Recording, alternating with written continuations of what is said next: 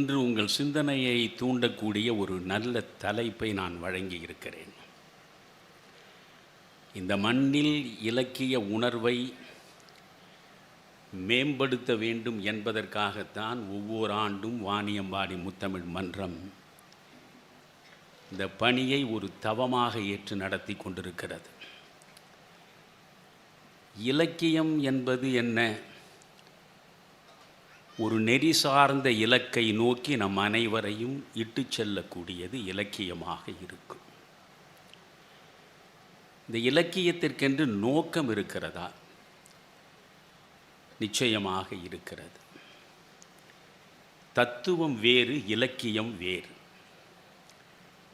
மனித வாழ்க்கையை ஆய்வு செய்வது தத்துவம்.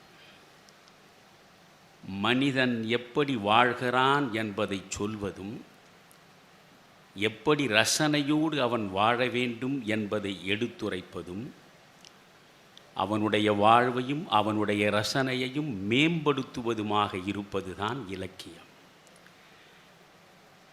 அறிவியல் ஒரு பக்கம், இலக்கியம் மறுபக்கம்.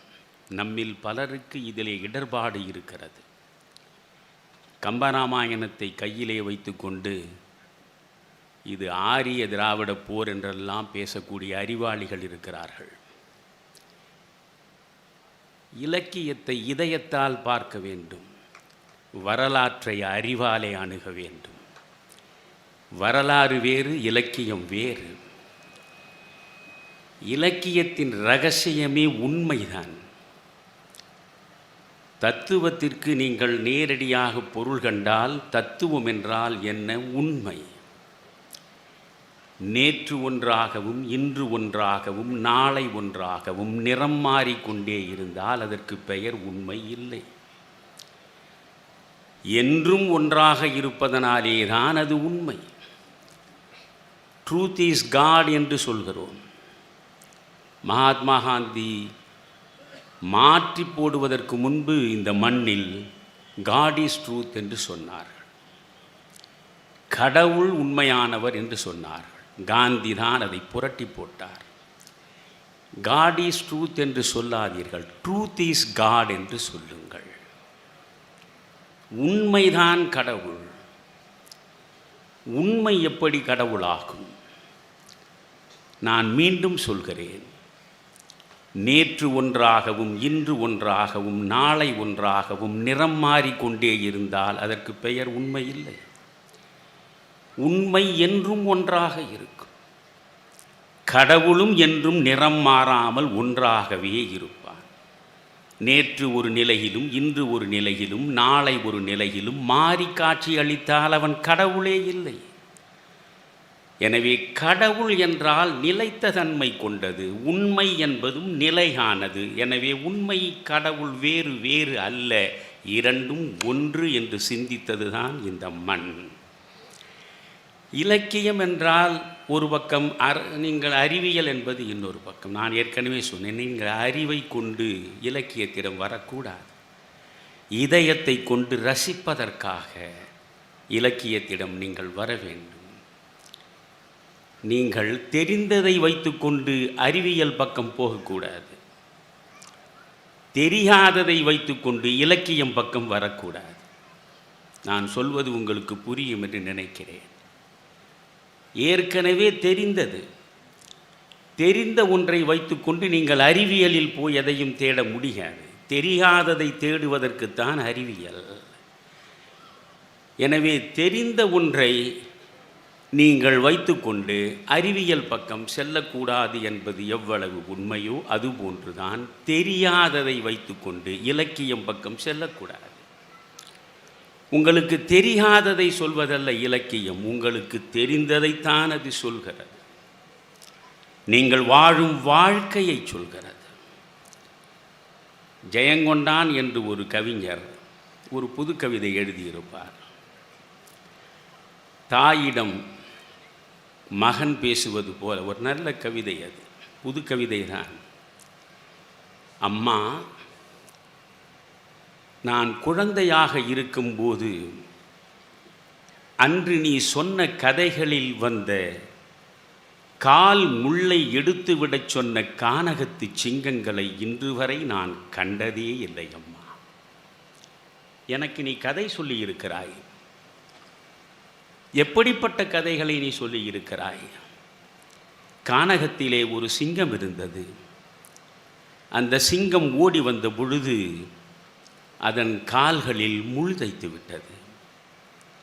அந்த வலியை பார்த்த ஒருவன் அந்த வலியிலிருந்து சிங்கத்தை விடுவிக்க வேண்டும் என்கின்ற நேயத்தோடு நெருங்கி அந்த கால் முள்ளை எடுத்தான். அந்த சிங்கம் அந்த மனிதனுக்கு நன்றி பாராட்டியது என்று நீ பல கதைகள் சொல்லியிருக்கிறாய். இப்பொழுது இவன் சொல்கிறான், அம்மா, கதைகளில் அன்று நீ சொன்ன மாதிரி கால் முள்ளை எடுத்துவிடச் சொன்ன கானகத்து சிங்கங்களை இன்று வரை நான் கண்டதே இல்லை அம்மா. அம்மா, என் அன்பிற்கினிய அப்பாவி அம்மா, என் குழந்தைக்கு நீ பாட்டியாகும் போதாவது இது போன்ற கதைகள் ஏதும் சொல்லாதே. என் குழந்தையை வாரி அணைத்து வாழ்த்துக்கள் சொல்லி வாழ்க்கையை சொல்லு, நீ வாழ்ந்ததை சொல்லு என்பதுதான் அந்த கவிதை. வாழ்க்கை குறித்து பேசுவதுதான் இலக்கியம். நாம் எப்படி வாழ வேண்டும் என்று நமக்கென்று ஒரு இலக்கை ஏற்கனவே நம் முன்னோர்கள் சிறந்த முறையில் சிந்தித்து வகுத்து வைத்திருக்கிறார்களே, அதுதான் இலக்கியம். அதனாலே தான் இலக்கியத்தின் இரகசியம் உண்மை என்று சொல்கிறார். இலக்கியம் உண்மையாக இருக்க வேண்டும். உண்மையாக இல்லை என்றால் அது இலக்கியம் இல்லை என்று பொருள். ஆனால் இந்த இலக்கியத்தின் பாதிப்பு சமூகத்திற்கு இருக்கிறதா? அன்பு கூர்ந்து நான் சொல்வதை எந்த வருத்தமும் இல்லாமல் நீங்கள் சிந்திக்க வேண்டும். இலக்கியம் உங்களை பாதித்திருக்கிறதா? இதே மேடையில் நான் பலமுறை கேட்டிருக்கிறேன். 2000 ஆண்டுகளாக இந்த மண்ணில் ராமாயணம் பேசப்படுகிறதே. பிறன்மனை நயத்தல் என்பது எவ்வளவு மோசமானது!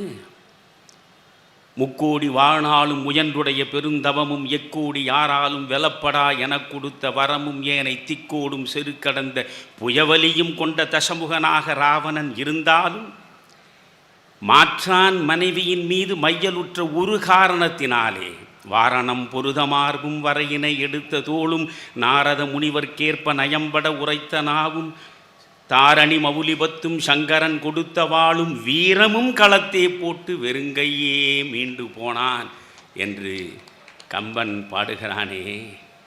அந்த அவலம் அவனுக்கு எதனாலே நேர்ந்தது? எப்பேற்பட்ட ஆற்றல் மிக்க வீரன், எதனாலே நேர்ந்தது? மாற்றான் மனைவியின் மீது மையல் வைத்ததனால் தானே. தவறான பாலியல் தானே அதற்கு காரணம்.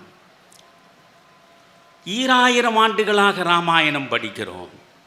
இன்றைய சமூகம் பாலியல் பிறழ்வுகள் இல்லாமல் பரிசுத்தமாக காட்சி தருகிறதா? யோசியுங்கள். விவேகானந்தர் திரும்ப திரும்ப சொல்லுவார், உன்னிலும் வயது மிக்கவளாக ஒரு பெண் இருந்தால் அவளை தாயாகப்பா, உன்னிலும் வயது குறைந்தவளாக இருந்தால் அவளை உன் மகளாகப்பா, உனக்கு சமமான வயதுடையவளாக இருந்தால் அவளை உன் சகோதரியாகப்பா. பார்க்கிறோமா பார்க்கிறோமா என்று கேட்கிறேன். பெண்ணை அன்று தொட்டு இன்று வரை நுகர்வு பொருளாகத்தானே நாம் பார்த்து பழகி இருக்கிறோம்.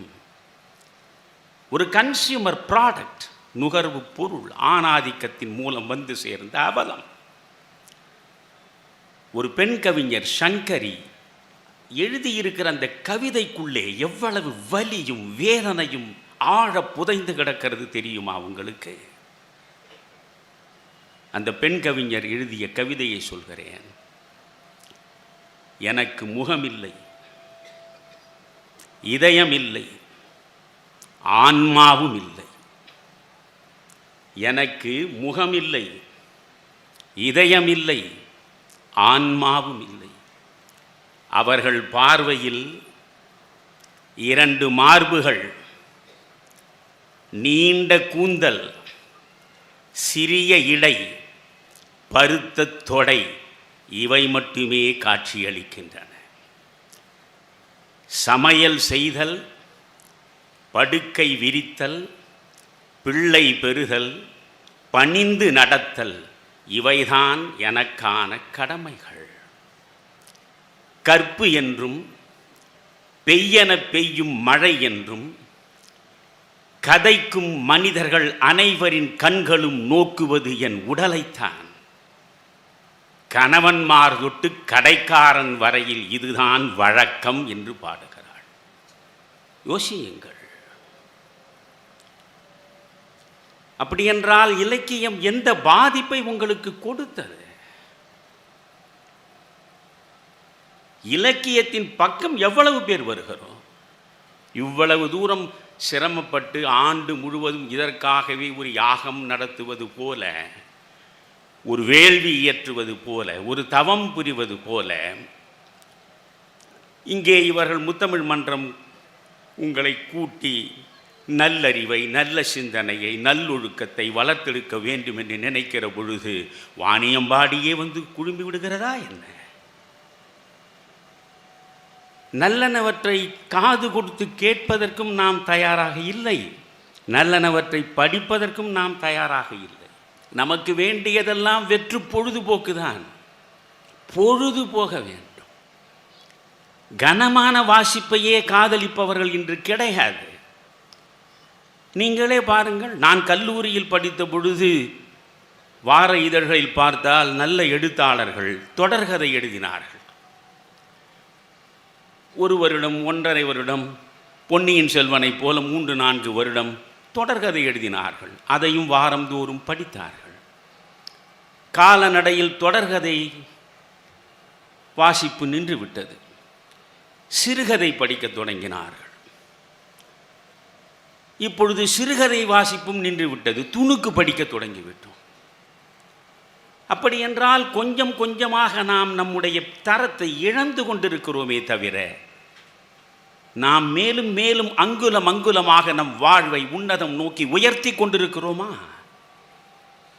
100 பேர் இருந்தால் 100 பேரில் இலக்கியத்தின் பக்கம் இதயத்தை திருப்புவர்கள் 2 பேர் இருந்தால் அதிகம். அதனாலேதான் 11 கீழ் கணக்கு நூல்கள் அத்தனையும் நீதி நூல்கள். அந்த நூல்கள் எந்த பாதிப்பை இந்த மண்ணில் ஏற்படுத்தியது? சிறுபஞ்ச மூலத்தை படித்தவன் யார்? திரிகடுகத்தை படித்தவன் யார்? ஏலாதியை படித்தவன் யார்? நான்மணிக்கடிகையை படித்தவன் யார்? நாலடியாரை படித்தவன் யார்? திருக்குறளை முழுமையாக வாசித்தவன் யார்? எதை நாம் வாசிக்கிறோம்? 50 காப்பியங்கள் என்று சொல்கிறோமே, அந்த 50 காப்பியங்கள் தமிழ் தாத்தா வாவேசு ஐயர் உவேசா மட்டும் இல்லாமல் போயிருந்தால் நாம் ஒரு குறிப்பிட்ட சமூகத்திற்கு எதிராகவே காழ்ப்பை வெளிப்படுத்துகிறோமே. ஆனால் இந்த தமிழ் செம்மொழி இன்று உலக அரங்கில் பாராட்டப்படுகிறது என்றால் சங்க இலக்கியங்களை வைத்துக் கொண்டுதானே. புறநானூற்றை புரட்டி காட்டித்தானே நீங்கள் இது செவ்விலக்கியம் என்று சொல்கிறீர்கள். யாதும் ஊரே யாவரும் கேளிர் கணியன் பூங்குன்றன் எழுதியது எங்கே இருக்கிறது? புறநானூரில் தானே இருக்கிறது. இந்த தமிழ் சமுதாயத்தினுடைய பண்பாட்டு புதையலாக அல்லவா புறநானூறு இருக்கிறது. அந்த புறநானூரை தேடி கரையானுடைய அரிப்பிலே இருந்து காப்பாற்றி உங்கள் கையிலே கொடுத்தவன் யார்? அந்த தமிழ் தாத்தா உவேசாதான். 50 காப்பியங்கள் என்று பேசுகிறோமே, சிலப்பதிகாரம், மணிமேகலை, சீவக சிந்தாமணி, வளையாபதி, குண்டலகேசி. உவேசா இந்த முயற்சியை எடுப்பதற்கு முன்பு தமிழ்நாட்டில் சிலப்பதிகாரமா, சிறப்பதிகாரமா, சிழப்பதிகாரமா என்றே தெரியாது. பரனில் கிடந்தது. கரையான்களுக்கு எவ்வளவோ இலக்கியங்கள் இறையா என்ன தேடி தேடி அந்த மனிதன் தான் சிலம்பை உங்களுக்கு கொடுத்தான். அந்த சிலப்பதிகாரத்தை அவன் தேடுகிற பொழுது கூட அடியார்க்கு நல்லாருடைய உரை முழுவதுமாக கிடைக்கவில்லை. அரும்பத உரையை கையிலே எடுத்தான். அரும்பத உரையை வைத்துக்கொண்டு அடியார்க்கு நல்லார் உரையில் இருக்கக்கூடிய பகுதிகளை வைத்துக்கொண்டு ஒரு சிறப்பான பதிப்பை சிலப்பதிகாரத்தை அவன்தான் கொடுத்தான். அந்த மனிதன் இல்லை என்றால் சிலப்பதிகாரம் இல்லாமல் போயிருக்கும். கும்பகோணத்தில் தமிழ் பேராசிரியராக சாமிநாத ஐயர் பணியாற்றிய பொழுது அந்த இடத்தில் முன்சிப்பாக ராமசாமி முதலியார் என்பவர் இருந்தார். அந்த ராமசாமி முதலியாருக்கு தமிழ் கற்றுக் கொடுப்பதற்கு இந்த ஊவேசா போகிறார். அந்த ராமசாமி முதலியார் ஊவேசாவை பார்த்து கேட்கிறார், எனக்கு தமிழ் கற்றுக் கொடுக்க வந்திருக்கிறாய், உனக்கு என்னென்ன நூல்களில் பரிச்சயம் உண்டு சொல் என்கிறார். அவர் பல நூல்களை சொன்னார். சீவக சிந்தாமணியை நீ படித்திருக்கிறாயா என்று கேட்டார். அதுவரையில் சீவக சிந்தாமணியை அறிந்தவன் ஒருவனும் இல்லை இந்த மண்ணில். அது ராமசாமி முதலியாருடைய பரனில் பதுங்கி கிடந்தது. அந்த சீவக சிந்தாமணியை எடுத்து கொடுத்து இதை படித்து பார் என்றார். அதை மகிழ்ச்சியோடு உவேசா வாங்கி படிக்கிறார். அது சமணம் சார்ந்த நூலாக இருக்கிறது. அதனால் சமண சமயத்தில் ஆழ்ந்த அறிவை பெற்றவர்களையெல்லாம் தேடி தேடி சென்று அவர்களிடம் அதற்குரிய விளக்கத்தை பெற்று கும்பகோணத்திலே இருந்து சென்னைக்கு வந்து 500 நூல்களை அவர் பதிப்பித்ததனால் சீவக சிந்தாமணி உங்களுக்கு கிடைத்தது. சிலப்பதிகாரம் அவரால் தான் உங்களுக்கு வந்து சேர்ந்தது. மணிமேகலையையும் அவர்தான் உங்களிடம் கொண்டு வந்து கொடுத்தார். வளையாபதியும் குண்டலகேசியும் காணாமற் போய்விட்டதே ஏன்? காரணம் அது ஊவேசா கையில் கிடைக்கவில்லை.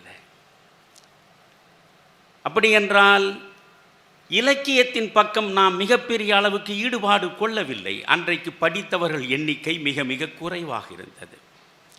படித்தவர்களே மிக குறைவாக இருந்தார்கள். அதனால் இலக்கியம் படிப்பார்கள் என்று சொல்ல முடியாது.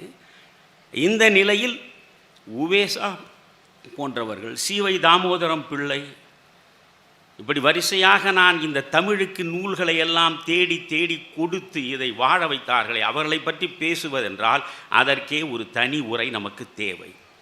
இதே இடத்தில் நான் பேசியிருக்கிறேன். புறநானூறு, புறம் 400 பாடல் கொண்டது தானே புறநானூறு. அதில் பாடல் எண் 267, பாடல் எண் 268 ரெண்டும் கிடையாது. இன்றைக்கும் நீங்கள் புறநானூறு எங்காவது வாங்கி புரட்டி பாருங்கள், 2 பாடல் கிடையாது. அதற்காக நாம் கவலைப்பட்டோமா என்ன? 400 பாடல்களும் இல்லாமற் போனாலும் நாம் கவலைப்பட போவதில்லை. காரணம் என்ன? இன்றைய இளைஞர்கள் தெளிவாக இருக்கிறார்கள். புறநானூறு படித்தால் எனக்கு சோறு கிடைக்குமா? கலித்தொகையை படித்தால் என் பசி தீருமா? திருக்குறளை வாசிப்பதனால் என் வாழ்க்கை தரம் உயருமா? நான் அந்த இளைஞர்களுக்கு அன்போடு சொல்கிறேன், பசியை தீர்ப்பது ஒன்றுதான் உன் நோக்கம் என்றால், பசிக்கு உணவு, தாகத்திற்கு தண்ணீர், உறவுக்கு உடல் திணவு, இந்த 3 தான் உனக்கான வாழ்க்கை என்றால், இந்த 3ஐத்தான் விலங்குகள் அன்றாடம் செய்து கொண்டிருக்கின்றன அன்று தொட்டு இன்று வரை. அது பசி எடுத்தால் உணவை தேடும், தாகம் எடுத்தால் தண்ணீரை நாடும், தினவெடுத்தால் துணையை நாடும். இந்த 3ஐத்தான் நீயும் செய்வாய் என்றால் உனக்கும் விலங்குக்கும் என்ன வேறுபாடு? விலங்கிடமிருந்து உன்னை வேறுபடுத்துவது எது? பண்பாடு. பண்பாடு கால நடையில் கொஞ்சம் கொஞ்சமாக நமக்குள் குவிந்து கிடந்த சிறுமை அனைத்தையும் அப்படியே தள்ளி தள்ளி தள்ளி வாழ்க்கையை பரிசுத்தமாக்க முயன்றதன் விளைவாக வந்து சேர்ந்ததுதான் பண்பாடு. அதைத்தான் கலித்தொகை சொல்லும், பண்பெனப்படுவது பாடறிந்து ஒழுகல். பண்பாடு என்ற பதத்தையே டிகேசி தான் கொடுத்தார். டிகேசி பயன்படுத்தியதற்கு முன்பு பண்பாடு என்ற வார்த்தை தமிழில் கிடையாது. அவர் எங்கே இருந்து எடுத்தார் என்றால் இங்கே இருந்து தான் எடுத்தார். பண்பெனப்படுவது பாடறிந்து ஒழுகல், பண்பாடு, சிவிலைசேஷன். இதைத்தான் ஆங்கில இலக்கிய உலகத்தில் Matthew Arnold culture culture culture என்று திரும்ப திரும்ப பேசினான். அந்த கல்ச்சர் தான் பண்பாடு. இதை கண்ணதாசனை பற்றி ராமலிங்கமும் மற்றவர்களும் பேசினார்கள். கண்ணதாசன் மிக அழகாக சொல்லுவான், பண்பெனப்படுவது பாடறிந்து ஒழுகல் என்பது கலித்தொகை. ஆனால் மண்படு மரபில் மானிட சாதி பண்படும் அதனை பண்பாடென்க என்கிறான் கண்ணதாசன். என்ன அழகு பாருங்கள். மண்படு மரபில் மானிட சாதி பண்படும். ஒரு நாளில் பண்பாடு வந்து விடாது. மானிட சாதி கொஞ்சம் கொஞ்சமாக பண்பட்டு பண்பட்டு பண்பட்டு பண்பட்டு பண்பாடு வந்து சேரும் என்கிறான் கண்ணதாசன். அந்த பண்பாட்டை தருவதுதான் இலக்கியம். நன்றாக மனதில் வைத்துக் கொள்ளுங்கள். உங்கள் பசிக்கு நீங்கள் எத்தனை மொழிகளையும் படியுங்கள்.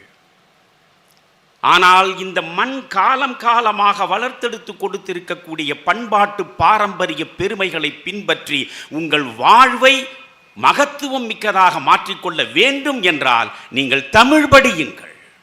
தமிழ் படியுங்கள். தமிழில் உள்ள நூல்களை தேடி தேடி படியுங்கள். நுனிநாக்கில் ஆங்கிலம் பேசினால்தான் அறிவாளி என்று கருதுவதை முதலில் கைவிடுங்கள். இனிமையும் நீர்மையும் தமிழ் எனலாகும் என்று சொன்னானே, அந்த தமிழ் எவ்வளவு இனிமையானது உள்ளே சென்று பாருங்கள். கற்றல் என்பது மிக முக்கியம் நண்பர்களே. நான் உங்களை கேட்கிறேன், உலகத்தில் இறைவனால் படைக்கப்பட்ட எத்தனை உயிர்கள், எண்ணற்ற உயிர்கள் இந்த மண்ணில் இருக்கின்றன. ஒரு பறவை கற்கிறதா? ஒரு விலங்கு படிக்கிறதா? எந்த உயிரும் கற்பது கிடையாது. கற்றல் என்பது மனித இனத்தில் மட்டும்தான் நிகழக்கூடியதாக இருக்கிறது. மனிதன் மட்டும்தான் கற்கிறான். மறந்து விடாதீர்கள். ஒரு விலங்கு படிப்பதில்லை, ஒரு பறவை படிப்பதில்லை. ஒரு பறவை குஞ்சு இப்படித்தான் பறக்க வேண்டும் என்று தாய் பறவை சொல்லிக் கொடுத்தா பறக்கிறது. ஒரு விலங்கு குட்டியை போட்டதும் அந்த குட்டி இப்படித்தான் நடக்க வேண்டும், இப்படித்தான் போக வேண்டும் என்று விலங்கு கற்றுக் கொடுக்கிறதா? தாய் விலங்கு கிடையாது. இன்னும் எளிதாக சொல்கிறேன், ஒரு பசு ஒரு கன்றை ஈன்றது என்றால், கன்றுக்கு பசி என்றால் கன்று என்ன செய்கிறது? நீங்கள் போய் கன்றை பிடித்து கொண்டு சென்று அந்த பசுவின் மடிக்காம்புக்கு கிட்டே வாயை கொண்டு போய் வைத்து, இங்குதான் பால் கிடைக்கும், இதை நீ கொஞ்சம் சூப்பி குடி என்று சொல்லிக் கொடுக்கிறோமா? கன்று தானாகவே செல்கிறது. பசுவின் மடிக்காம்பை வருடினால் பால் கிடைக்கும் என்பது அதற்கு தெரிகிறது. கற்று வருவதில்லை அதற்கு அறிவு. ஆனால் ஒரு தாய் குழந்தையை பெறுகிறாள். குழந்தை பசியினாலே வீறிட்டு அழுகிறது. குழந்தைக்கு பசி என்பது தாய்க்கு புரிகிறது. குழந்தையே வந்து மார்பில் சுவைக்குமா? தாய்தான் மார்பில் அரவணைத்து பாலை ஊட்டுகிறாள். அப்படி என்றால் கற்றல், கற்பித்தல் மூலமாக அறிவை பெறக்கூடிய ஒரே ஒரு இனம் மனித இனம்தான். அதனால் கற்றல் முக்கியம். அதனால்தான் நபிகளார் அழகாக சொன்னார் ஒரு இடத்தில், ஒன்று கற்பவனாயிரு அல்லது கற்பிப்பவனாயிரு, இரண்டும் இல்லை என்றால் அவர்களுக்கு உதவி செய்யக்கூடியவனாக வாவது இரு. ஆக கற்றல் முக்கியம். சங்ககாலம் தொற்று இன்று வரை விரிந்து பறந்து கிடக்கக்கூடிய இந்த இலக்கிய உலகத்தில் இந்த இலக்கியம் எதை நோக்கி செல்கிறது? இந்த இலக்கியத்தின் பாடுபொருள், இந்த இலக்கியங்களின் பாவிகம், இந்த இலக்கியத்தின் உள் இருப்பாக இருப்பது எது? மூன்றே மூன்று தான். ஒன்று அன்பு சார்ந்த மனித நேயம். நீங்கள் தமிழை படிக்க படிக்க படிக்க அன்பானவர்களாக மாறுவீர்கள், அன்பின் பெருமை உணர்வீர்கள். மிர்தாதின் புத்தகம் என்று உலக புகழ் பெற்ற ஒரு புத்தகம் உண்டு. அந்த புத்தகத்தில் ஒரு வரி அடிக்கடி நான் சொல்லுவேன், அன்பு வாழ்வின் சாறு, வெறுப்பு மரணத்தின் சீழ். அன்புதான் வாழ்வின் சாறு, வெறுப்பு மரணத்தின் சீழ். ஆனால் நம்மால் யாரிடமும் அன்பாக இருக்க முடியவில்லையே. இனத்தை வைத்து வெறுப்பு, மதத்தை வைத்து வெறுப்பு, சாதியை வைத்து வெறுப்பு, மொழியை வைத்து வெறுப்பு, சகல தளங்களிலும் வெறுப்பு. வெறுப்பையே விதைத்து வெறுப்பையே வாழ்வாக்கி கொண்டவர்களாக நாம் இருப்பதை என் கண்ணால் பார்க்கிறேன். இந்த வாழ்கால சமுதாயத்தில் வெறுப்பு நெருப்பு உங்களுக்குள்ளே பற்றி படர்ந்தால் நீங்களே எரிந்து கரிந்து சாம்பலாவீர்கள். அன்பாயிருங்கள். நான் பல நேரங்களில் சொல்லி இருக்கிறேன். செயின்ட் அகஸ்டின் என்கின்ற கிறித்துவ ஞானி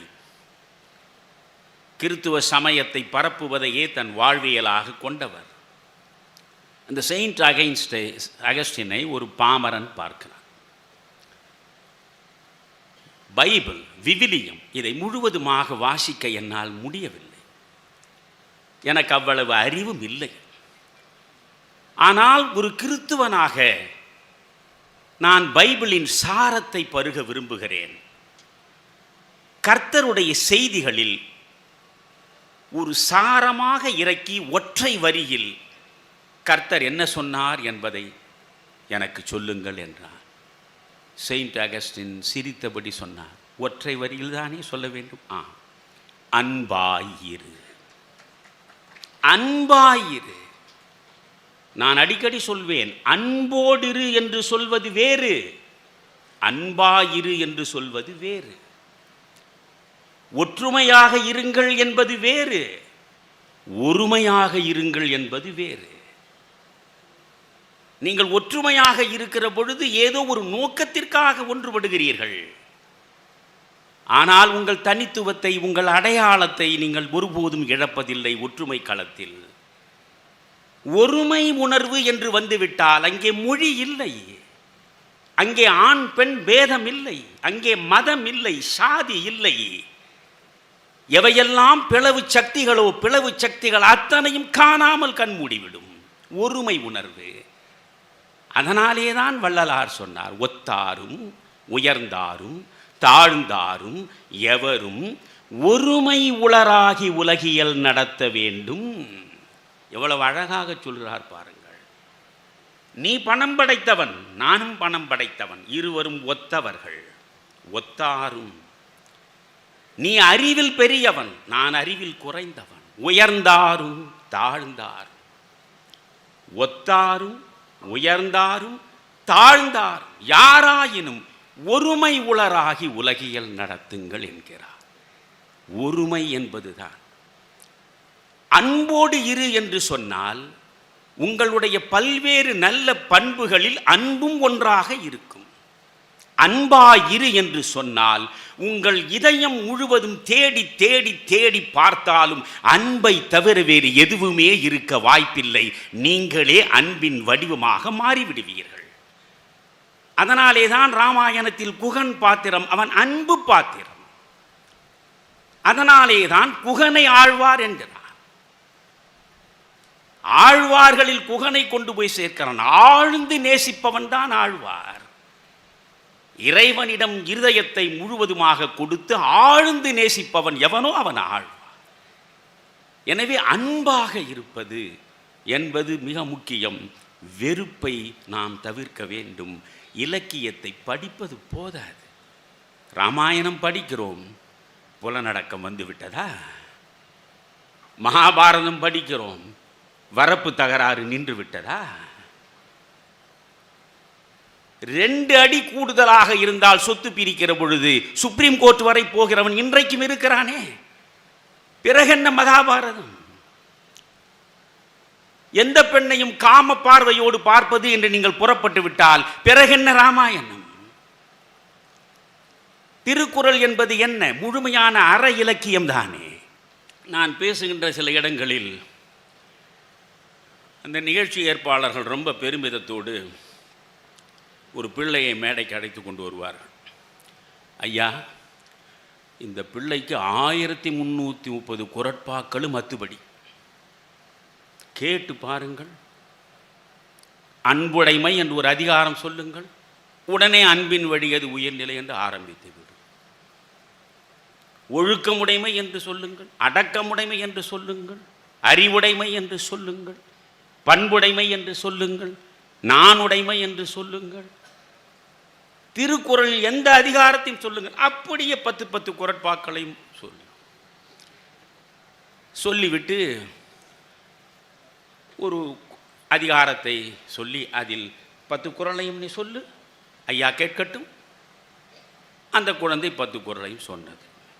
குழந்தைக்கு ஒரு 10 வயது இருக்கும். நான் அதை அழைத்தேன். 10 குறளையும் சொன்னாய் அல்லவா, மகிழ்ச்சி. இதில் ஏதாவது ஒரு குறளுக்கு முழுமையான பொருளை சொல் என்றேன். அதெல்லாம் எனக்கு தெரியாத ஐயா என்றார். பிறகு எதற்கு படிப்பது?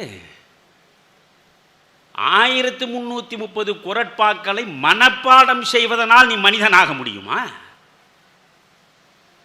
மனப்பாடம் செய்வதனாலேயே நீ பண்பில் உயர்ந்தவனாகிவிட முடியுமா?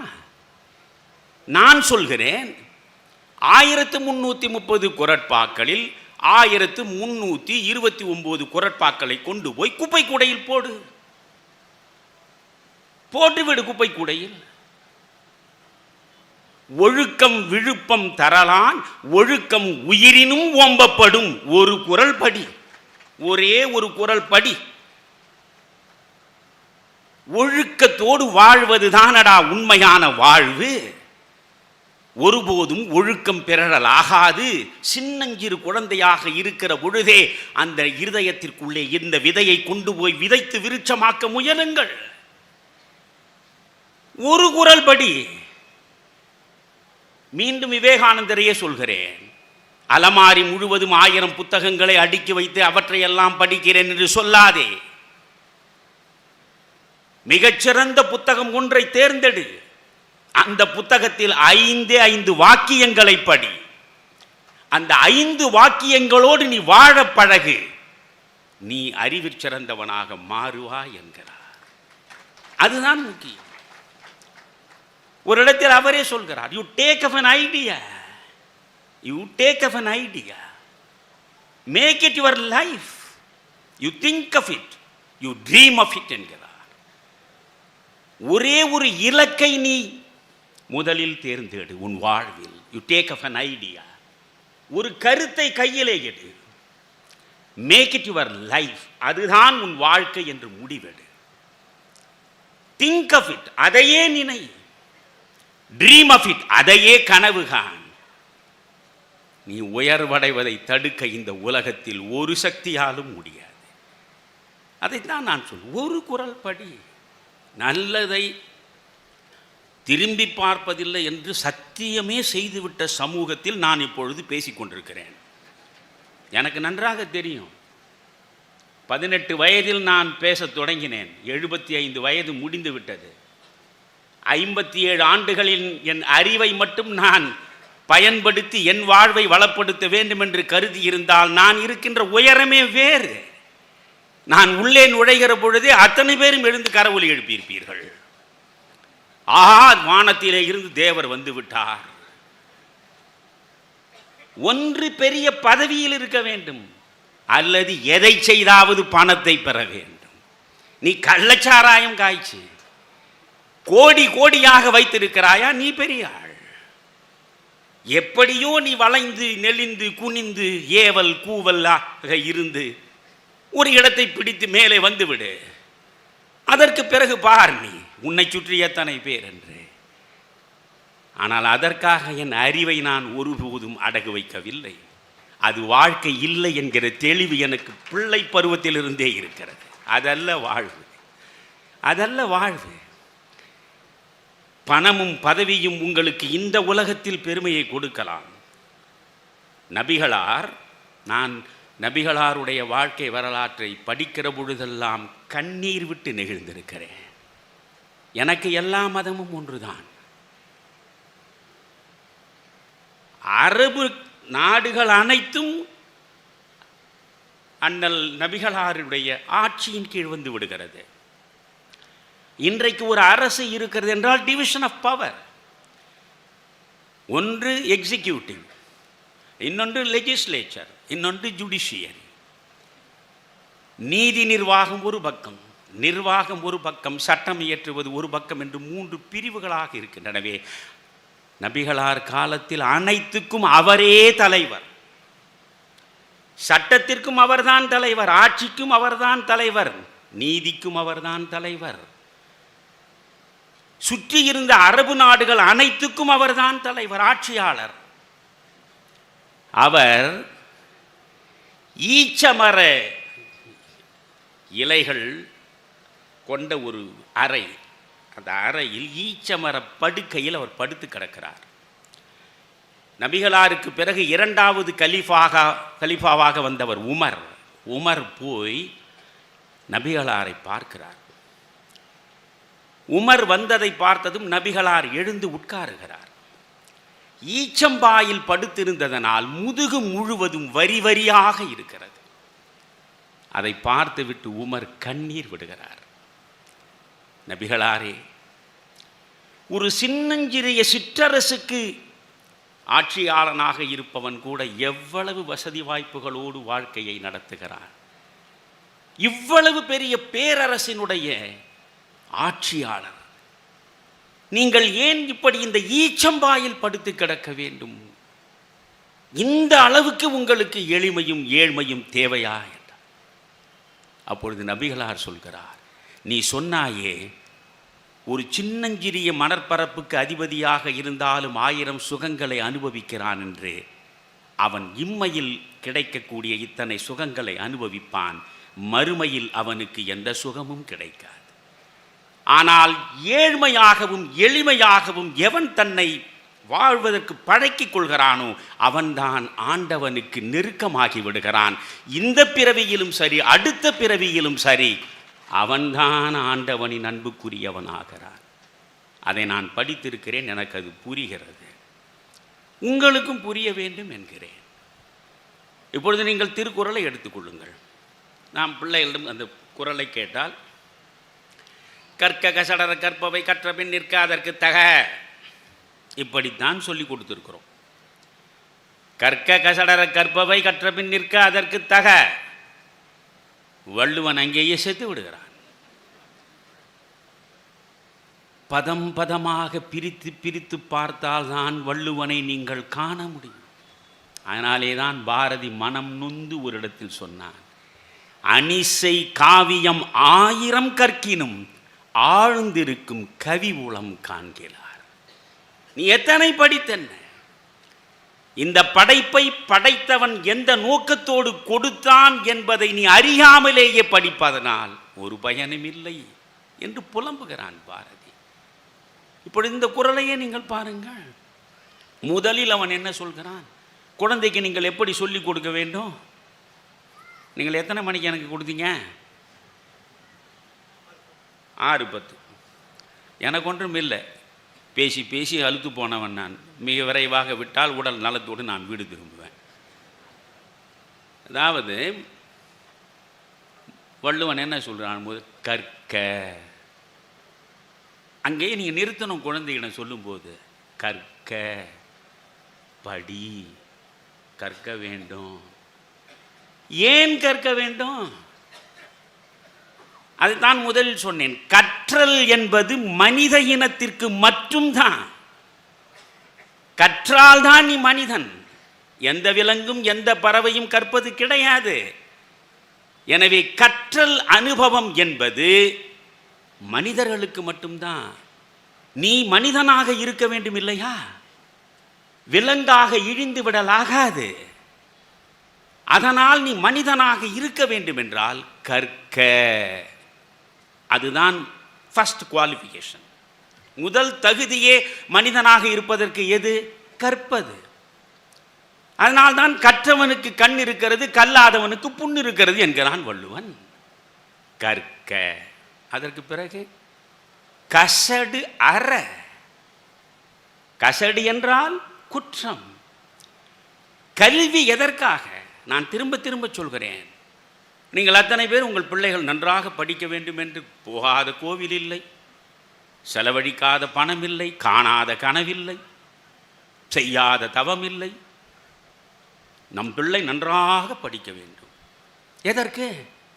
நன்றாக படித்தால் மிக நல்ல வேலை கிடைக்கும்.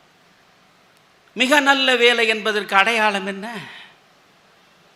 துப்புரவு பணியாளனாக இருப்பதா? அதுவா மிக நல்ல வேலை உங்கள் பார்வையில்? லட்சம் லட்சமாக சம்பாதிக்க வேண்டும். அப்படி முடிந்தால் டாலராக அமெரிக்கா பறந்து போய் அங்கே சம்பாதிக்க வேண்டும். அந்த அமெரிக்காவில் பிள்ளைகள் படிப்பதை சொல்லுகிற பெற்றோர்களை நீங்கள் பார்க்கிற பொழுது, அதை சொல்லுகிற பொழுது அவர்களுக்குள்ள என்ன முகமலர்ச்சி தெரியுமா? அது எவ்வளவு பெருமிதம். என் பிள்ளை யூஎஸில் இருக்கான், கலிஃபோர்னியாவில் இருக்கிறான், நியூயார்க்கில் இருக்கிறான்.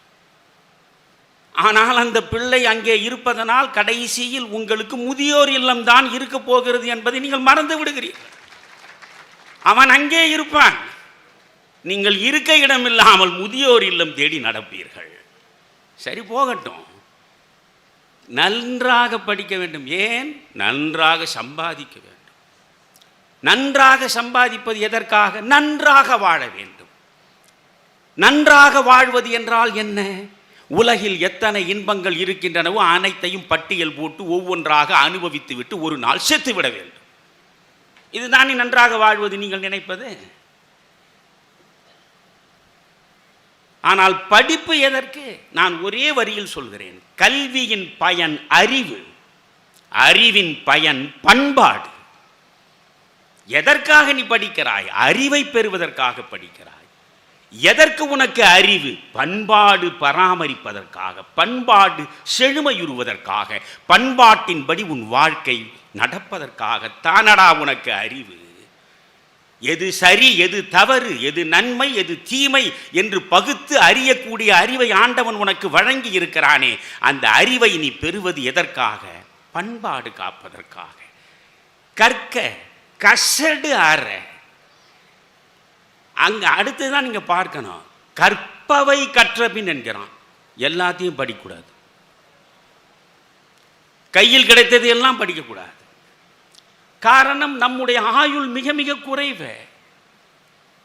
நீங்கள் 100 வயது வாழ்ந்து ஒரு முதியவர் செத்து கிடக்கிற வீட்டிற்கு நீங்கள் போய் இறுதி மரியாதை செய்வதற்கு நிற்கிறீர்கள் என்று கொஞ்சம் நினைந்து பாருங்கள்.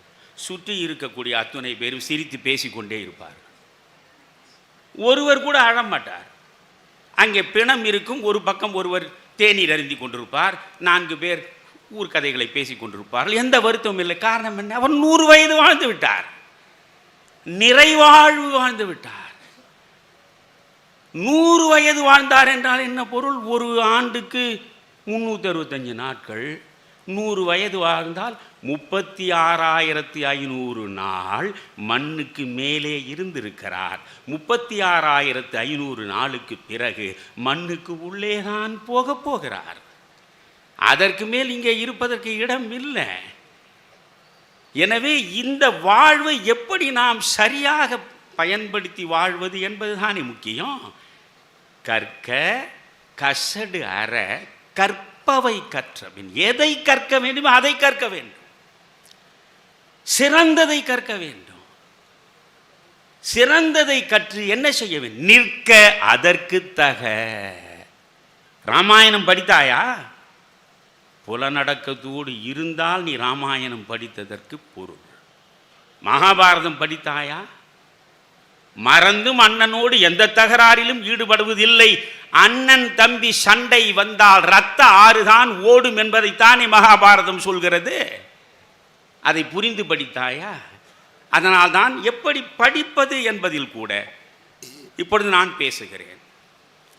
நீங்கள் ஒரு காதில் வாங்கி இன்னொரு காதில் விட்டு விட்டு போனால் இந்த மன்றத்தை அமைத்து என்ன பயன்? நான் பேசி என்ன பயன்? நீங்கள் கேட்டு என்ன பயன்? கேட்டல். நான் இவற்றை இங்கே கூட சொல்லி இருப்பேன். நல்லனவற்றை 4000 முறை சொல்ல வேண்டும். கேவலம் ஒரு தரக்குறைவான சினிமா பாட்டையே 3000 முறை கேட்டு பழகிய காது தானே நம்முடைய காது. நான் கண்ணதாசன் பாட்டை சொல்லலை. இப்பொழுதுதான் அவர் நல்ல பாடல்கள் எல்லாம் சொல்லிவிட்டு உட்கார்ந்து இருக்கிறார்கள். எந்த பாட்டை வேணாலும் கேட்குறேன்ல. தமிழனுடைய ரசனை. நான் 12 தலைவர்களை, மகாத்மா காந்தி, ஜவஹர்லால் நேரு, காமராஜர், நேதாஜி, ஜீவா, பெரியார், இப்படி வஉசி, 12 மகத்தான தலைவருடைய வாழ்க்கை வரலாற்றை முழுவதுமாக வருங்கால தலைமுறையாவது தெரிந்து கொள்ள வேண்டும் என்பதற்காக 12 மாதங்கள், ஒவ்வொரு மாதமும் 2.5 மணி நேரம் 3 மணி நேரம் பேசி அவையெல்லாம் யூடியூபில் இருக்கின்றன. 10 வருடங்களாக இருக்கும். அதை பார்த்தவர்கள் எத்தனை பேர் இருப்பான், கேட்டவன் எத்தனை பேர் இருப்பான் என்றால் ஒரு 1,00,000 பேர் 1,50,000 பேர் இருப்பான். காவாலா காவாலா என்று ஒரு பாட்டு வந்தது, 10 நாளில் கோடி தாண்டி விட்டது. கோடி கோடியாக பார்க்கிறான் காவாலாவை. இதைவிட கேவலம் உலகத்தில் எங்காவது இருக்கிறதா? இதுதான் உங்கள் ரசனை என்றால் உங்களை எவன் மாற்ற முடியும்? எந்த இலக்கியம் உங்களை மாற்ற முடியும்? எனவே நீங்கள் கெட்டு போனீர்கள். பிள்ளைகளையாவது கொஞ்சம் வாழச் செய்யுங்கள் என்பதற்குத்தான் நான் பேசிக் கொண்டிருக்கிறேன். பிள்ளைகளையாவது நல்லபடியாக வாழச் செய்யுங்கள், நல்ல சிந்தனைகளை கொண்டு வந்து சேர்ப்பதற்கு முயலுங்கள். எல்லாவற்றுக்குமே காரணம் என்ன? மனம்தான் காரணம். நீங்கள் திருக்குறளை வாசித்தால் நான் சொல்லுகிறபடி ஒரு குறளாக நீங்கள் வாசிக்க வேண்டும். நான் ஒரே குறளை 2 மணி நேரம் ஒவ்வொரு நாள் கிருபானந்த வாரியார், கந்தன் கருணை காலட்சேபம் செய்வதை போல என்னால் பேச முடியும். ஆனால் நீங்கள் கேட்பதற்கு தயாராக இருக்க மாட்டீர்கள். திருக்குறளை எல்லாம் யாரையா கேட்பார்கள்? நீங்கள் ஒன்று சொல்கிறேன், நான் இந்த நிமிடம் தான் இருக்கு, இதோடு முடித்து விடுகிறேன். எனக்கு ஆறு போல் ஓட வேண்டும். அது ஆறு நோக்கம் என்ன? கடலில் போய் கலப்பது. கடலில் கலக்கிற வரை ஆறு தன்னியல்பாய் ஓட வேண்டும். தடை இருந்தால் தடையை தகர்த்து விட்டு ஓட வேண்டும். அப்படி வந்த தடைகளையெல்லாம் தகர்த்து நான் நிறைய ஓடி இருக்கிறேன். இப்பொழுது தேவையில்லை என்று நானே விட்டு விடுகிறேன். அவ்வளவுதான். இதை மட்டும் நான் சொல்லி விடைபெறுகிறேன். பாரதி தன் வாழ்காலத்தில் எத்தனை இலக்கியங்களை படித்திருப்பான். அவனுடைய வாழ்காலத்தில் சங்க இலக்கியங்கள் அனைத்தையும் அவன் படிப்பதற்கான வாய்ப்பு கிடையாது. தமிழ் தாத்தா வந்த பிறகுதானே பல இலக்கியங்கள் தமிழுக்கே வந்து சேர்ந்தன. அதனால் எல்லாம் அவன் காலத்தில் கிடைத்த அனைத்தையும் படித்தான். கம்பனை படித்தான், சிலப்பதிகாரம் அவனுக்கு தமிழ் தாத்தாவால் கிடைத்தது, சிலம்பை படித்தான், 4000 திவ்ய பிரபந்தங்களை படித்தான், எல்லாவற்றையும் படித்தான். எல்லாவற்றையும் திருக்குறளை படித்தான், சிலப்பதிகாரத்தை படித்தான், கம்பனை படித்து கம்பனில் ஈடுபாடு கொண்டான். கம்பன் என்றொரு மானுடன் வாழ்ந்ததும் என்று நெகிழ்ந்து பேசுகிறானே. வள்ளுவன் தன்னை உலகினுக்கே தந்து வான்புகழ் கொண்ட தமிழ்நாடு என்று வள்ளுவனை போற்றுகிறானே. சிந்தை அள்ளும் நெஞ்சை அள்ளும் சிலப்பதிகாரம் என்று நெகிழ்ந்து பேசுகிறானே. அப்படியானால் அவன் சிலப்பதிகாரத்தை படித்து சொல்கிறான், திருக்குறளை படித்து சொல்கிறான், கம்பனை படித்து சொல்கிறான். ஒரு இடத்தை மட்டும் நீங்கள் கவனிக்க வேண்டும். இதை மிக முக்கியமான கருத்து, அதைத்தான் உங்களிடம் சொல்லிவிட்டு போகிறேன். எத்தனை நூல்கள், 100 நூல்கள் பாரதி காலத்தில் இருந்திருக்கும். அவற்றில் பலவற்றை அவன் படித்திருப்பான். அவன் எழுதுகிறான் தமிழை சாதி பற்றி ஒரு கவிதை. உலகில் எத்தனையோ சாதிகள் இருக்கும். அவன் சாதி என்று சொல்வதெல்லாம் நீங்கள் நினைக்கிற நாடார் சாதி, வன்னியர் சாதி, செட்டியார் சாதி கிடையாது. ஒன்று அவன் சாதி என்று சொன்னால் அது தமிழை சாதி. ஒட்டுமொத்த தமிழனை அவன் ஒரு சாதியாக பார்க்கிறான். தமிழை சாதி இல்லை என்றால் மனித சாதி. நீங்கள் சொல்லுகிற வெவ்வேறு சாதிகள். அவன் சொல்கிறான் உலகத்தில் எத்தனையோ இனங்கள், அவற்றைத்தான் சாதிகள் என்கிறான். எத்தனையோ சாதிகள் இருக்கின்றன. எல்லா சாதிகளுக்கும் ஒரு நாள் சாவு வந்து சேரும். எல்லா சாதிகளுக்கும் சாவு வந்து சேரும். ஆனால் தமிழச் சாதிக்கு மட்டும் சாவே கிடையாது என்று சத்தியம் செய்கிறான். பாரதிக்குள்ள பெருமை என்ன தெரியுமா? போகிற போக்கில் ஒன்றை சொல்லிவிட்டு போக மாட்டான். எதற்காக அதை சொல்கிறேன் என்பதற்கான காரணத்தை அழுத்தமாக சொல்வதுதான் பாரதியிடம் இருக்கக்கூடிய அற்புதம். அவன் சொல்கிறான், இந்த தமிழச் சாதிக்க மட்டும் சாவு கிடையாது. ஏன் தெரியுமா? சிலப்பதிகார செய்யுளை கருதியும் திருக்குறள் உறுதியும் தெளிவும் அழகும் விரிவும் ஆழமும் கருதியும் எல்லை ஒன்றின்மை எனும் பொருள் அதனை கம்பன் குறிகளால் காட்டிட முயலும் முயற்சியை கருதியும் தமிழச் சாதி அமரத்தன்மை வாய்ந்தது என்று நான் கருதியதுண்டு. இந்த 3 நூல்களை மட்டும்தான் அவன் சொல்கிறான். இந்த 3 நூல்களும் இருக்கிற வரையில் தமிழனுக்கு சாவு கிடையாது என்று சத்தியம் செய்கிறான். அப்படி என்ன அந்த 3 நூல்களுக்கு தனி பெருமை? சிலப்பதிகாரத்தை படித்தவன் மணிமேகலையை புரட்டி இருக்க மாட்டானா? ஏன் மணிமேகலையை பேசவில்லை? யோசியுங்கள். ஐம்பெருங்காப்பியங்கள், ஐங்குறுங்காப்பியங்கள் எல்லாவற்றையும் எடுத்து பாருங்கள். சிலப்பதிகாரத்தை தவிர மற்ற அனைத்துமே சமயம் சார்ந்த காப்பியங்கள் தான்.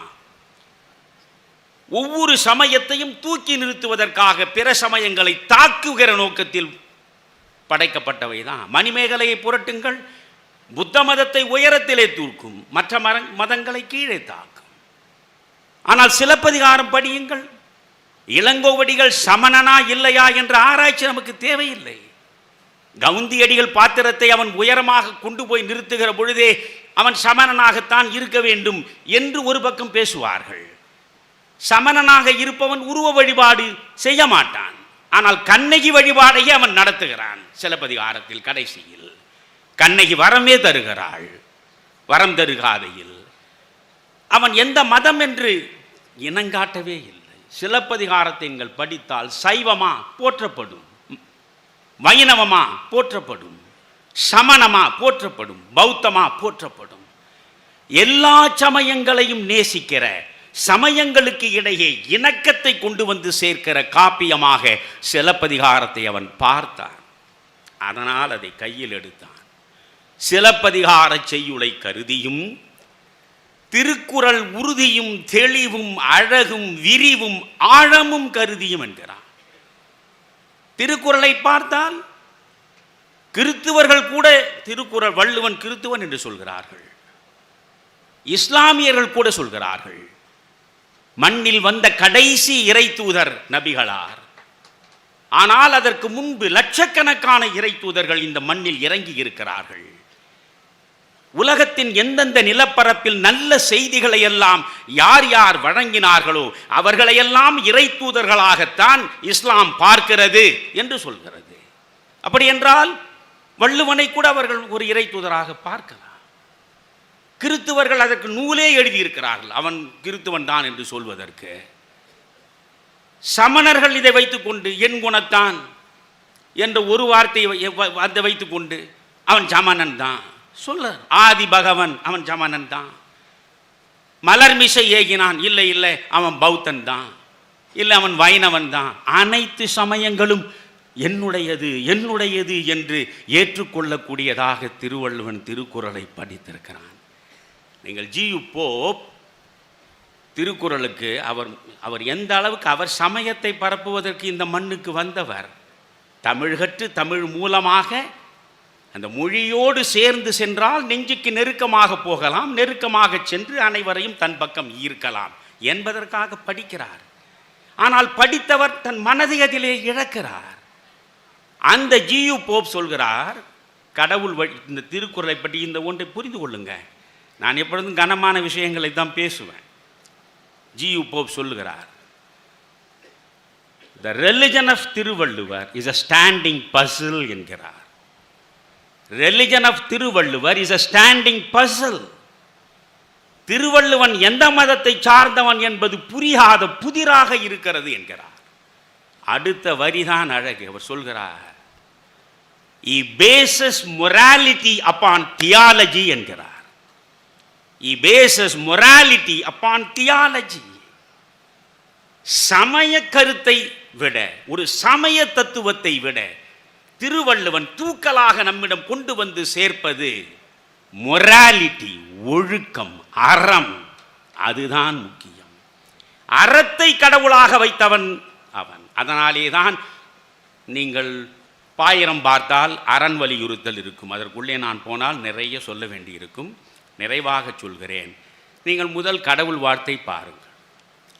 கடவுள் வார்த்தை நீங்கள் வைத்துக்கொண்டு நான் என்ன சொல்கிறேன், தயவு செய்து வள்ளுவனுக்கு நீங்கள் காவி சாயமும் பூசக்கூடாது, கருப்பு சாயமும் பூசக்கூடாது. அவன் காவிக்குள்ளே கட்டுப்பட்டவனும் இல்லை, கருப்புக்குள்ளே வந்து சேர்ந்தவனும் இல்லை. காரணம் என்ன? அவனுடைய கடவுள் வாழ்த்து 10 குறட்பாக்களை பாருங்கள். 10 குறட்பாக்களில் 7 குறட்பாக்கள் திருவடியை மட்டும்தான் பேசுகிறது. திருவடியை தான். நீ ஒவ்வொன்றாக நீங்கள் இந்த 10 குறள் போய் திருவள்ளுவர் திருக்குறளை கொஞ்சம் எடுத்து வைத்து இந்த முதல் கடவுள் வார்த்தை எடுத்து 10 குறட்பாக்களையும் படியுங்கள். கற்றதனாலாய பயனென்கொள் வாளறிவன் நற்றாள் தொழார் எனின். நற்றாள் தாள் மலர்மிசை ஏகினான் மான் அடி சேர்ந்தார் நிலமிசை நீடு வாழ்வார். இப்படி வரிசையாக படித்து பிறவி பெருங்கடல் நீந்துவர் நீந்தார் இறைவன் அடி சேராதார். வெறும் திருவடியைத்தான் சொல்கிறான். எனவே சமய காழ்ப்பு இல்லாமல் படைக்கப்பட்டது திருக்குறள். சமயங்களுக்கு இடையே இணக்கத்தை தேடி தருவதற்கு உருவெடுத்தது சிலப்பதிகாரம். வைணவனாக இருந்தாலும் வைணவனாக இருந்த கம்பன் தந்த இராமாயணத்தில் சைவம் சிறுமைப்படுத்தப்படவில்லை. வேறு எந்த சமயமும் தவறாக பேசப்படவில்லை. இவற்றையெல்லாம் யோசிக்க வேண்டும். அதனால்தான் இந்த 3 நூல்களை அவன் கொண்டு வந்து மக்கள் முன்னாலே நிறுத்துகிறான். அந்த 3 நூல்களையாவது படியுங்கள். அந்த 3 நூல்களையாவது இனிமேல் நீங்கள் பிள்ளைகளுக்கு படிக்க சொல்லுங்கள். பாரதி சொன்ன கடைசி எனக்கு ரொம்ப ரொம்ப பிடித்தது அந்த ஒன்றை மட்டும் நான் சொல்லிவிட்டு செல்கிறேன். பாரதி ஒவ்வொரு மனிதனுக்கும் 4 கடமைகள் இருக்கின்றன என்கிறான். உங்களுக்கும் சொல்கிறேன், உங்கள் பிள்ளைகளுக்கும் சொல்கிறேன். மனிதனாய் பிறந்து இந்த மண்ணில் வலம் வரக்கூடிய ஒவ்வொருவருக்கும் பாரதி 4 கடமைகள் உண்டு என்கிறான். முதல் கடமை தன்னை கட்டுதல், புலன் அடக்கம். 5 புலன்களையும் கட்ட வேண்டும். தன்னை ஆளாதவன் மண்ணை ஆள்வதற்கு தகுதியே இல்லாதவன். மண்ணை நீ ஆள வேண்டும் என்றால் முதலில் உன்னை நீ ஆள வேண்டும். எனவே தன்னை ஆள்வது, புலன்களை கட்டுவது, ஒழுக்கம் சார்ந்து நடப்பது, அறத்தின் வழியில் நடப்பது, சத்தியம் வத, தர்மம் சர. பேசுவதென்றால் சத்தியத்தை பேசு, வாழ்வதென்றால் அறத்தின்படி வாழ். அதுதான் முக்கியம். தன்னை கட்டுதல். அடுத்து பிறர் துயர் தீர்த்தல். தன்பெண்டு தன் பிள்ளை சோறு வீடு சம்பாத்தியம் இவை உண்டு தான் உண்டு என்று வாழாதே. ஒரு சின்னஞ்சிறிய வட்டத்திற்குள்ளேயே உழன்று உழன்று வாழ்ந்து வாழ்ந்து செக்கு மாடு போல சுழன்று சுழன்று சாகாதே. பிறருக்காக வாழ பழகு. தன்னை கட்டுதல், பிறர் துயர் தீர்த்தல். எங்கே அனாதை, எங்கே வறியவன், எங்கே நோயுற்றவன், எங்கே அகதி பார். அவர்கள் கண்களில் வழியக்கூடிய கண்ணீரை துடைப்பதற்கு உன் வாழ்வை பயன்படுத்து என்கிறான். தன்னை கட்டுதல், பிறர் துயர் தீர்த்தல். அடுத்து பிறர் நலன் வேண்டுதல். துயரை தீர்த்தால் மட்டும் போதாது, என்றும் அவர்கள் துயரின்றி நலமாக வாழ வேண்டும் என்பதற்காக பிரார்த்தனை செய். கடவுள் முன்னாலே நின்று எனக்கு இதை கொடு அதை கொடு என்று கேட்காதே. கடவுள் முன்னால் நின்று உனக்கென்று கேட்டால் அதற்கு பெயர் பிச்சை. சக மனிதனுக்கு நன்மையை செய் என்று கடவுள் முன்னாலே கையேந்தி நின்றால் அதற்கு பெயர் தான் பிரார்த்தனை. நாம் பிரார்த்தனை செய்வதில்லை, பிச்சை எடுக்கிறோம் கோயில் கோயிலாக போய். அதைத்தான் ஜார்ஜ் பெர்னார்ட் ஷா போகிற போக்கில் அழகாக சொன்னான். Common people do not pray, they only beg என்றான். நாம் பிரார்த்தனை செய்வதில்லை, பிச்சை எடுக்கிறோம். ஆனால் பாரதி எப்படி பேசுகிறான்? பேசா பொருளை பேச நான் துணிந்தேன், கேட்கா வரத்தை கேட்க நான் துணிந்தேன். மண் மீதுள்ள மக்கள் பறவைகள் விலங்குகள் பூச்சிகள் புல் பூண்டு யாவும் என் வினையால் இடும்பை தீர்ந்து இன்பமுற்று அன்புடன் இணங்கி வாழ்ந்திடவே செய்தல் வேண்டும். ஞானாகாசத்து நடுவே நின்று நான் பூமண்டலத்தில் அன்பும் பொறையும் விளங்குக, துன்பமும் மிடிமையும் சாவும் நோவும் நீங்கி சார்ந்த பல் உயிரெல்லாம் இன்புற்று வாழ்க என்பேன். நீயும் நின் திருச்செவி கொண்டு திருவுளம் இறங்கி அங்கனே ஆகுக என்பாய் ஐயனே என்று பிரார்த்தனை செய்ய வேண்டும். தன்னை கட்டுதல், பிறர் துயர் தீர்த்தல், பிறர் நலன் வேண்டுதல். 4வது கடமை எப்படி சொல்கிறான் பாருங்கள். விநாயகத் தேவனாய், வேலுடை குமரனாய், நாராயணனாய், நதிச்சடை முடியனாய், பிறநாட்டிருப்போர் பெயர் பல கூறி அல்லாஹ் யெகோவா எனத் தொழுதன்புறும் தேவரும் தானாய், திருமகள் பாரதி உமையனும் தேவியர் உகந்த வான் பொருளாய், உலகலாம் காக்கும் ஒருவனை போற்றுதல் பூமியில் அனைவருக்கும் கடன். இதை சொல்வதுதான் இலக்கியத்தினுடைய கோட்பாடு, இலக்கியத்தின் நோக்கம். நன்றி, வணக்கம்.